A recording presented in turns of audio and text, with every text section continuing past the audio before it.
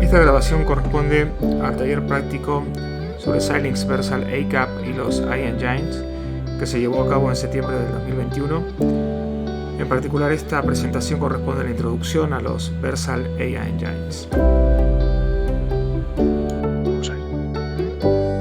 Bueno, lo que vamos a hacer es centrarnos en esta zona de nuestro dispositivo.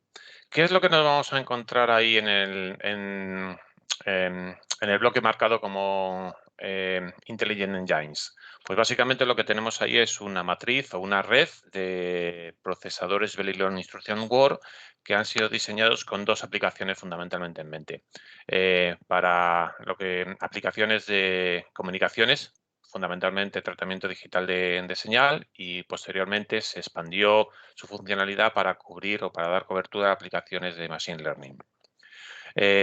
Lo que vamos a tener es una serie de, como decíamos, una serie de losetas, y en cada loseta lo que nos vamos a encontrar es, por un lado, el propio procesador Verilog Instruction Word y la memoria local.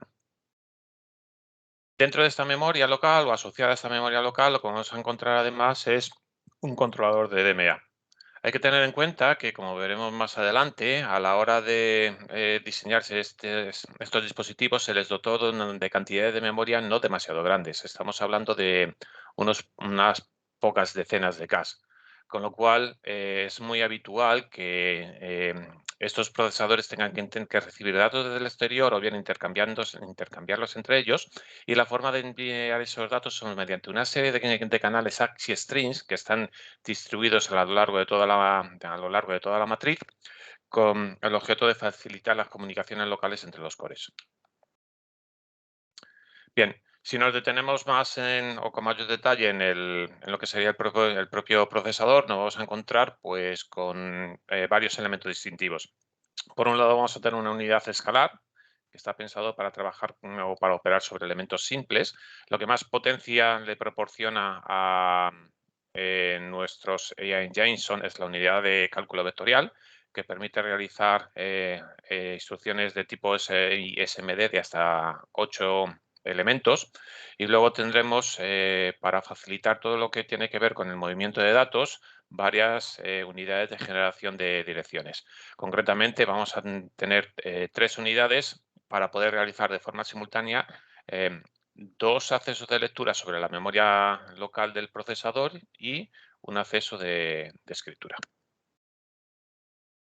Bien, ¿qué es lo que nos vamos a encontrar en esta arquitectura? Pues bueno, salvando bastante las distancias, podríamos decir que un poco la tendencia de Xilinx es integrar algo parecido a una GPU dentro de las FPGAs, en el sentido de que vaya a tener un montón de cores en el dispositivo de gama alta de esta familia. Podemos tener hasta 400 AI Engines distribuidos en forma matricial, ¿vale?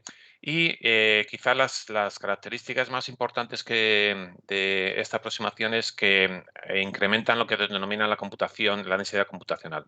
Una de las figuras más ventajosas, si lo comparamos con otras soluciones como pueden ser GPUs, es los TOPS, o bueno, no, la unidad básica sería OPS, operaciones, aunque dadas las prestaciones que adquieren estos dispositivos hablamos de tera operaciones TOPS per watt. Entonces, en este aspecto, Versal es muy competitivo con respecto a otras alternativas que nos podamos encontrar en el mercado. Bien, ¿qué es lo que nos vamos a encontrar en esta, ¿cómo se llama? En esta matriz de procesadores? Pues consideremos, por ejemplo, que tenemos un conjunto de 3x3 engines. Lo que va a ocurrir es que cada uno de los engines va a poder acceder a las memorias locales de las losetas vecinas, de las losetas adyacentes. Es decir, este elemento de aquí podrá acceder a la memoria local de este, de este, de este y de este, a través de estos interfaces de memoria. Esto va a facilitar las comunicaciones y el intercambio de datos entre procesadores. Es decir, puede acceder al norte, al sur, al este y al oeste. Bien, Además de estas conexiones entre memorias de bloques adyacentes, la matriz de AI Engines está llena de canales de comunicación tipo string. ¿De acuerdo? Serían estas figuras que aparecen aquí en azul. ¿Para qué se utilizan esas figuras o estos canales de comunicación tipo string? Fundamentalmente para permitir el envío o el intercambio de datos entre los propios engines y algo todavía más importante, y es para enviar y recibir información desde la lógica programable, desde la FPGA Fabric hacia la matriz de procesadores. En principio, existen distintas formas de comunicar la matriz de procesadores con el exterior. Una de ellas sería a través del NOC, pero el gran problema que tiene el NOC es que el ancho de banda es bastante limitado, de tal manera que para satisfacer las necesidades de trasiego de datos que demandan, por ejemplo, aplicaciones del tipo de Machine Learning, el envío de datos desde el exterior, datos que funcionarán como operandos fuente hacia el interior de la matriz de AI Engines, se realizará mediante canales tipo string. Y de la misma forma, una vez que se han operado y elaborado los resultados, se evacuarán hacia el exterior también por esos canales de tipo string. ¿Vale? Básicamente lo que vamos a tener es aquí una zona de interface, ¿de acuerdo?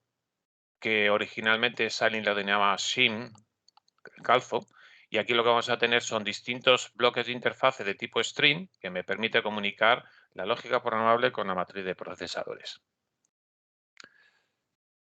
¿Vale? Bien. Además de estos canales tipo string, existe otro elemento de comunicación adicional entre procesadores, y es lo que serían las conexiones de tipo cascade. Bien, las conexiones de tipo cascade están pensadas para enlazar la salida de un acumulador de una de las celdas o de uno de los procesadores con la entrada del acumulador del siguiente, de tal manera que pueda realizar o pueda utilizar estos procesadores en una manera similar a como se utilizan las celdas de SP48 cuando tengo varias celdas en cascada que se utilizan para implementar de forma segmentada ese producto acumulativo, ¿vale? Hay que tener en cuenta que, tal y como aparecen en las figuras, estas conexiones de tipo cascade están implementadas en zigzag. Llegamos al extremo, ¿vale? Así es como están interconectadas. Estos pads, como veremos más adelante, los pads de interconexión en cascada tienen una anchura bastante elevada, alrededor de 300 y pico bits. Bien, como decíamos anteriormente, la arquitectura de que disponen esta solución proporcionada por Xilinx me permite alcanzar en los dispositivos de gama alta hasta 400 dispositivos hasta 400 cores por dispositivo, perdón. Además, lo que voy a tener es tal y como está concebido el diseño, lo que voy a tener es una aproximación de memoria jerárquica, de tal manera que la memoria masiva, la memoria masiva estará situada en el exterior del chip, ¿de acuerdo? A través de los controladores de memoria que incorpora Versal, se obtendrán esos datos almacenados en una memoria DDR o HBM para otro tipo de dispositivos. La FPGA fábrica actuará a modo de memoria caché y finalmente se le enviarán los datos a el array de procesadores con el objeto de maximizar el ancho de banda. Bien.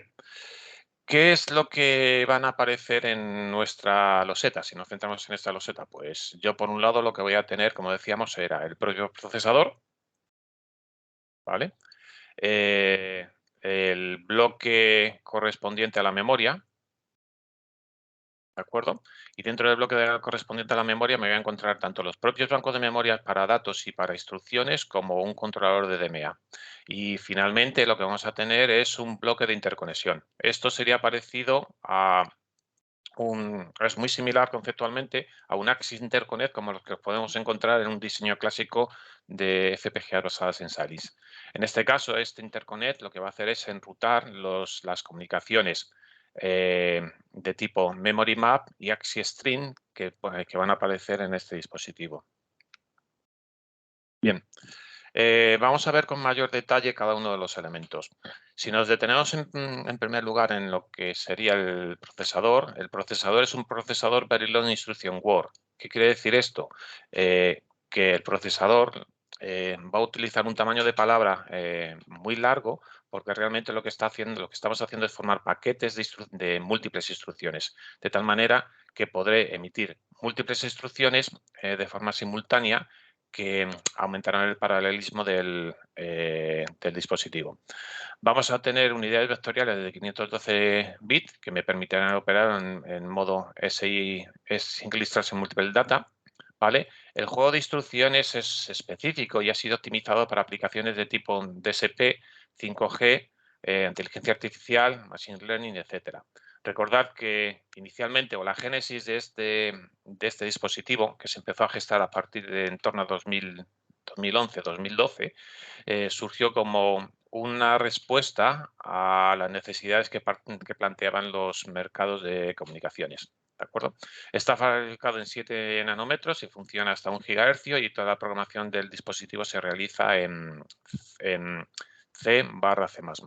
¿Vale? Fijaos que este elemento no se caracteriza por tener una gran cantidad de memoria. La memoria de programa es de tan solo 16K y la memoria de datos es de tan solo 32 KB.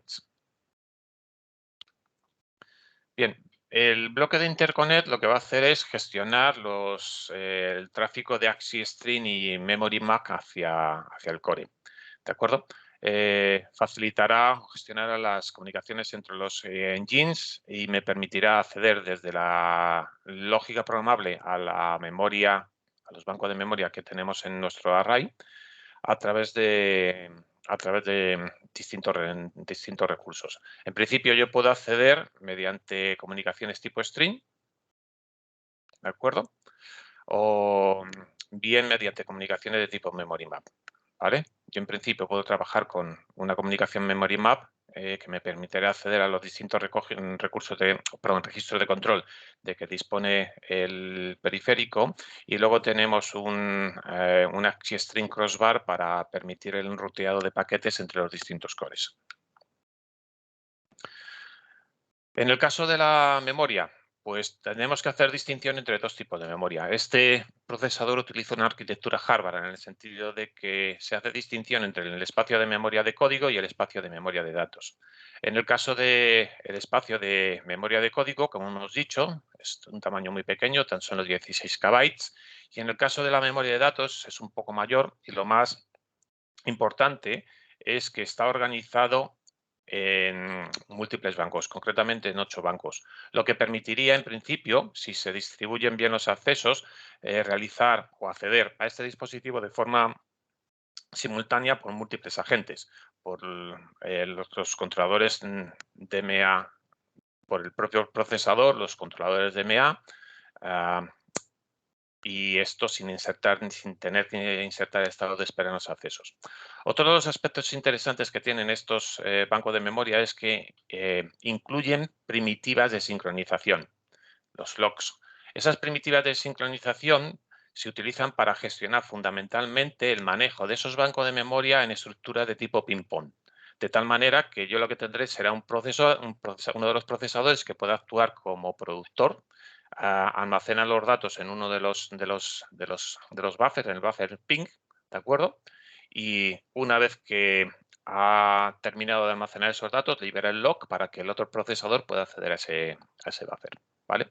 En total, un procesador puede acceder a 128K de memoria, que sería el correspondiente a 32 por los 4 puntos cardinales, ¿vale? El Data Mover o DMA nos va a permitir llevar a cabo el envío de datos entre procesadores que no son adyacentes, ¿vale? Y finalmente, el interface de tipo Cascade lo que va a hacer es permitirnos el envío de es este bloque de aquí, permitirnos el envío de los resultados almacenados en el acumulador al siguiente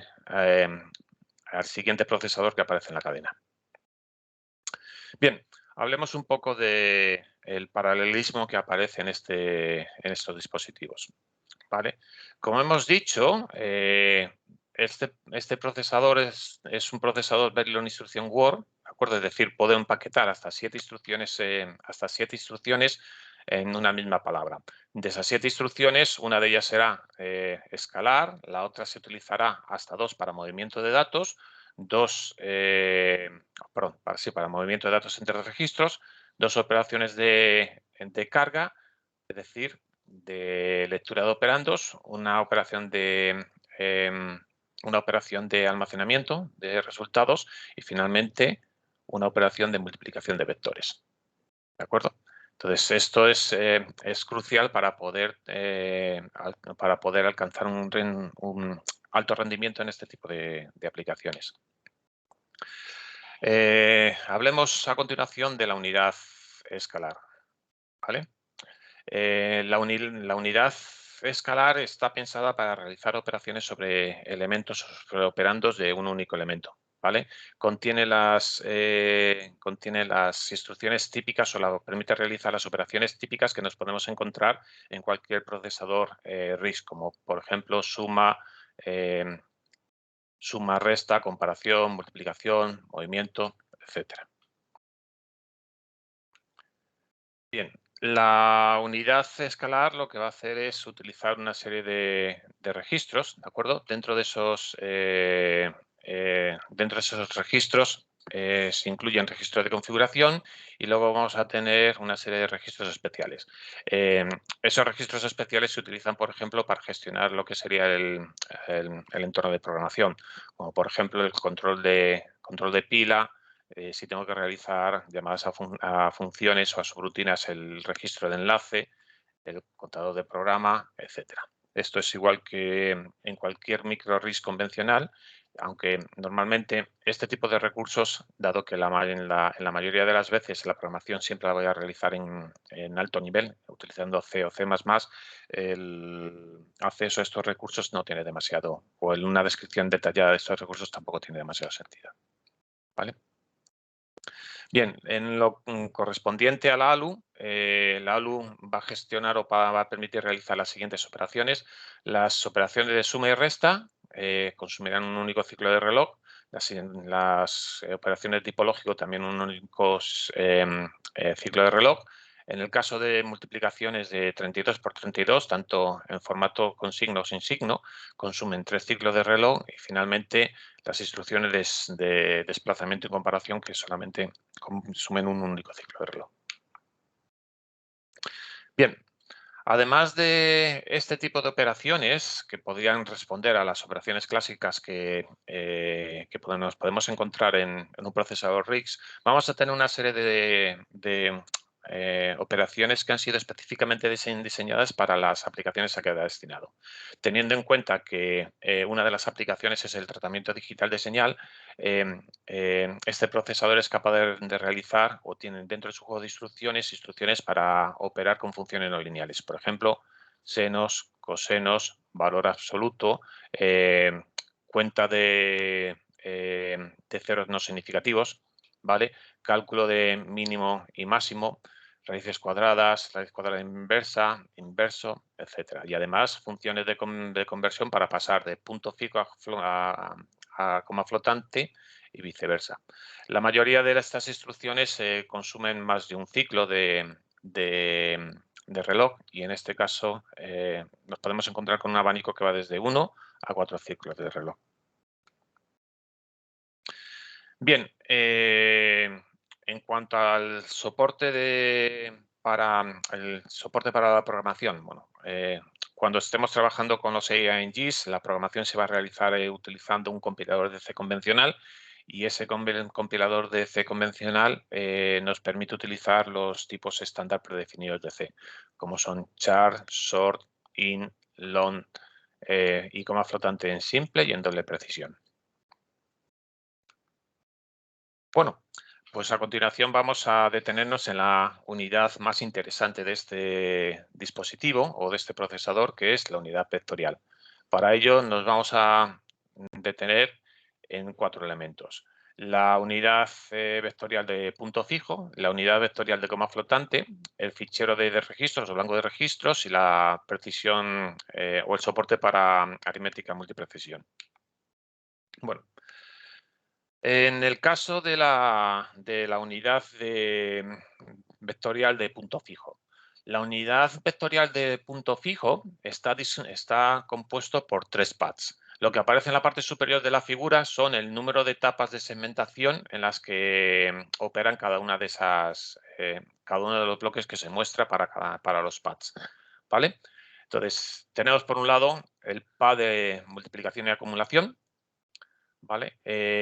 Dos bloques muy interesantes que aparecen en este path son los bloques de permute, son este y este, que me permiten rotar los elementos o desplazar los elementos que tengo a la hora de operar con vectores con una granularidad de hasta 32 bits.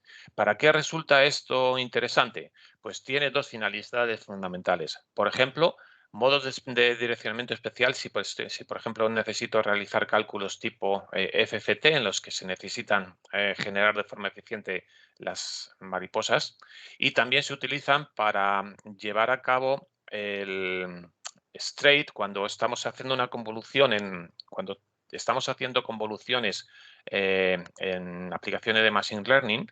Yo lo que tengo que hacer es desplazar una máscara a lo largo de una figura. En este caso, ese desplazamiento se puede implementar de una forma muy eficiente utilizando las unidades de permute y de esta manera reducir el trasiego de datos con los bancos de memoria. El otro de los pads es el AFSIT pad, ¿vale? Que se utiliza para realizar desplazamientos hacia la izquierda, y finalmente el último de los paths sería este de aquí abajo, el SRS, que es el acrónimo de Shift, Round and Saturate, que me permite leer desde las unidades de permute, el banco de registros, y almacenar los resultados en el banco de registros o la memoria. Fundamentalmente se utilizan para aplicar o para realizar operaciones de redondeo, saturación aritmética. Bien, en lo concerniente a la unidad vectorial de coma flotante, ¿vale? Vamos a ser capaces de realizar hasta 8 operaciones de tipo MAC por cada ciclo máquina. Las funciones que se soportan van a ser operaciones van a ser muy sencillas: comparación, mínimo, cálculo de máximo. También es capaz de realizar operaciones de conversión de punto flotante a punto fijo y de punto fijo a punto flotante. Al igual que en el caso anterior, este bloque de 8 multiplicadores hardware para en punto flotante de simple precisión reciben las entradas de las unidades o de los bloques de permute. Bien, obviamente, dada esta capacidad de cómputo, pues si yo tengo un procesador que tiene una elevada capacidad de cómputo, lo que tengo que hacer es organizar los registros de tal manera que le pueda suministrar los operandos fuente a la velocidad que los va a demandar estas unidades vectoriales. Entonces, lo que vamos a hacer es, o lo que va a ocurrir es que se van a organizar los registros mediante agrupaciones jerárquicas. Entonces, los registros bases tienen el acrónimo V y tienen un tamaño de 128 bits. Dos registros de 128 bits se pueden agrupar para obtener operando de 256 bits. De tal manera que tendríamos los registros WR, WC, ¿de acuerdo? Y WD. A su vez, los registros, estos registros W se pueden agrupar para obtener los registros XA, los registros X, perdón, de 512 y tendríamos XA, XB, XC y XD.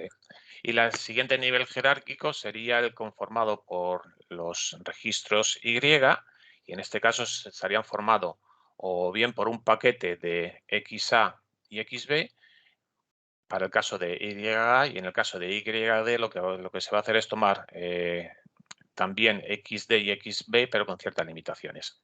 En el caso de YD, XD siempre va a proporcionar los bits de menor peso, mientras XB siempre va a proporcionar los bits de mayor peso. Bien, eso en cuanto a operandos de entrada. En cuanto a operandos de salida, en el caso de los operandos de salida, yo lo que voy a tener es un conjunto de acumuladores. Es lo que se denominan los AM registers, ¿vale? Voy a tener voy a tener 8 carriles, 8 lanes, y cada uno de esos carriles son de 48 bits, ¿vale? Lo que totaliza un total de 384 bits. Al utilizar 48 bits, esto me permite poder realizar acumulaciones de resultado de multiplicación de 32 bits utilizando 17 bits de guarda, lo que me permite garantizar que en un elevado número de acumulaciones sin necesidad de que, o sea, garantizando que no se va a producir ningún tipo de rebus. ¿Vale? Y finalmente, dos de estos registros del acumulador se pueden agrupar para conformar una unidad de mayor jerarquía, que es lo que Salinas denomina BM. ¿Vale? En cuanto a aritmética multiprecisión, pues en esta tabla se recogen las distintas combinaciones que se pueden dar en cuanto a distintos operandos fuente y resultado de salida. Obviamente, cuanto menor sea el tamaño del operando, ¿vale? Por ejemplo, cuando estamos trabajando con operandos de 8 bits, mayor será el número de instrucciones de multiplicación y acumulación que puede realizar el dispositivo. A medida que aumento el tamaño de los operandos, por ejemplo, si estoy trabajando con 32 bits en punto flotante de simple precisión, pues tan solo podría realizar hasta 8 operaciones por ciclo. Bueno, pues una vez visto los aspectos internos de la arquitectura del AI Engine, lo siguiente que vamos a hacer es detenernos o describir con mayor detalle los distintos interfaces que nos vamos a encontrar en este dispositivo. El primero de ellos es el interface de memoria. ¿De acuerdo? En el caso de los interfaces de memoria, vamos a tener un total de, vamos a tener un único banco de 16 KB, ¿vale? La anchura es de 128 bits y me va a proporcionar una nueva instrucción por cada uno de los ciclos. Esas instrucciones, las instrucciones que ejecuta el procesador pueden ser de 32, 64, 96 o 128 bits. El otro interface sería el que correspondería a la memoria de datos.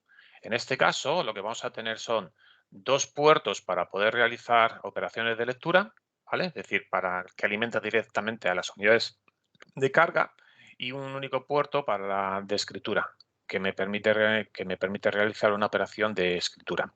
Cada uno de esos puertos me permiten mover hasta 256 bits por ciclo, y con esta configuración lo que puedo hacer es una operación de escritura y dos operaciones de lectura por cada ciclo de reloj, que sería lo que casa con las situaciones más normales. Muchas de las operaciones que se realizan en tratamiento digital de señal, lo que vamos a tener son dos operandos fuente y un operando de destino, con lo cual es lógico que a la hora de dotar de distintos puertos de lectura este banco de memoria se prime a los puertos a la hora de dotar de puertos de acceso a este banco de memoria, se prime al caso de los puertos de lectura.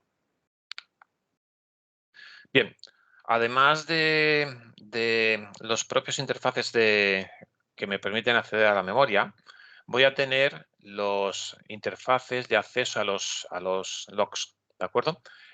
Un log no es otra cosa que un mecanismo, es una primitiva hardware que me permite, es un recurso hardware que me permite implementar mecanismos de sincronización entre procesadores, ¿de acuerdo? Hay que tener en cuenta que yo por ejemplo, a través de este puerto, podría acceder a la memoria de datos del AI Engine que aparece justamente encima de esta celda. De tal manera que para gestionar de forma eficiente ese envío y recepción de datos de manera que no se produzcan o que no se corrompan los datos, lo más adecuado es utilizar un mecanismo de sincronización. Fundamentalmente se utiliza para implementar la gestión de buffers de tipo ping-pong. Bien. Otro de los interfaces sería el interfaz de depuración, que me permite llevar a cabo cualquiera de las operaciones típicas de depuración que pueda realizar con cualquier micro, como por ejemplo leer los registros del procesador. Otro de los interfaces es el interface de cascade de los acumuladores. Como os dije, este interface lo que va a hacer es conectar los acumuladores de dos procesadores adyacentes. Tiene una anchura de 384 bits y además han incorporado un bloque de back pressure o simplemente una FIFO de 2 posiciones, de tal manera que me permite acomodar el tráfico entre los procesadores. Bien, los restantes interfaces otro de los interfaces que aparecen en el sistema son las interfaces de tipo string, ¿vale? Que como hemos dicho anteriormente, están pensados para el envío de datos entre procesadores. En principio, yo lo que voy a tener son 2 canales de recepción, 2 canales de transmisión, ¿vale? Y además, al igual que ocurría con los Cascade, lo que voy a tener es unas FIFO de desacoplo para acomodar la velocidad de transmisión. Y en este caso van a ser de 32, voy a tener 4 posiciones de 32 bits. Estos canales de tipo string son canales de 32 bits, ¿vale? Bien, otro de los bloques que aparece es el bloque de gestión de parada del pipeline.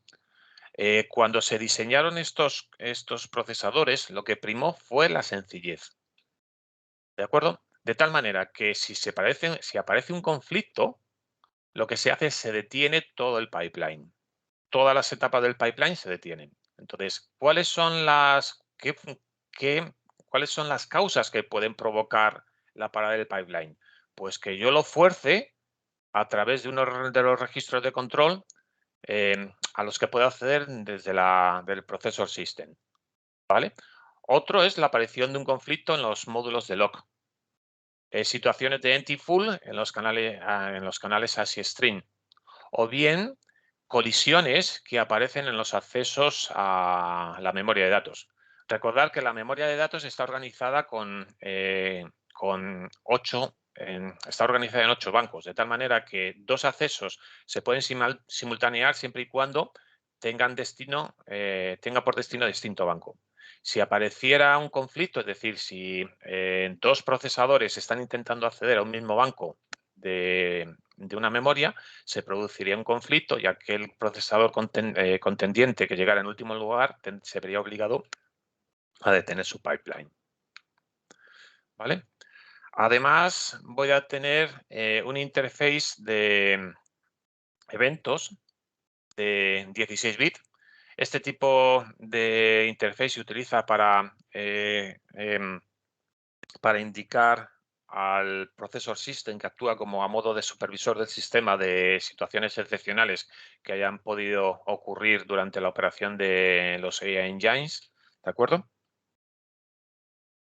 Y luego tengo otro interface que me permite leer un registro de un timer de 64 bits y que se emplea normalmente para operaciones de tipo timestamping. Es decir, para poner marca de tiempo a la hora de generar la información hacia el exterior si lo que estoy haciendo es llevar a cabo algún tipo de tarea de depuración. ¿Vale? Además es este interface de timestamping y en los interfaces de eventos, hay otro interface adicional, ¿vale? Que me permite sacar la traza de ejecución. ¿Para qué se utiliza esto? Para poder realizar un análisis a posteriori de cómo se ha realizado o cómo ha evolucionado la ejecución del código, fundamentalmente para tareas de perfilado. En este caso, esa traza de ejecución se evacuará a través de un interface de tipo string de 32 bits. En resumen, lo que nos vamos a encontrar en los AI Engines es un procesador Verilog Instruction Word que es capaz de trabajar o de realizar operaciones de una sola instrucción múltiple data de hasta 512 bits. Nos vamos a encontrar con varias unidades vectoriales, concretamente una unidad vectorial para números en punto fijo y de coma flotante. El tamaño estos procesadores utilizan una arquitectura Harvard de 16K para la memoria de código y 32K para el caso de la memoria de datos, ¿vale? Y a la memoria de datos dispone de 3 puertos que me permiten realizar 2 operaciones de lectura y una operación de escritura de forma simultánea. Cada uno de estos puertos tiene asociado su propia unidad de generación de direcciones para poder generar patrones de dirección tanto arbitrarios como los que puedan aparecer, por ejemplo, lo que comentamos anteriormente de la generación de buffers circulares, direccionamiento de tipo mariposa para FFT, etc. Bien, y esto es básicamente, de forma muy resumida, las cuestiones básicas de los AI Engines.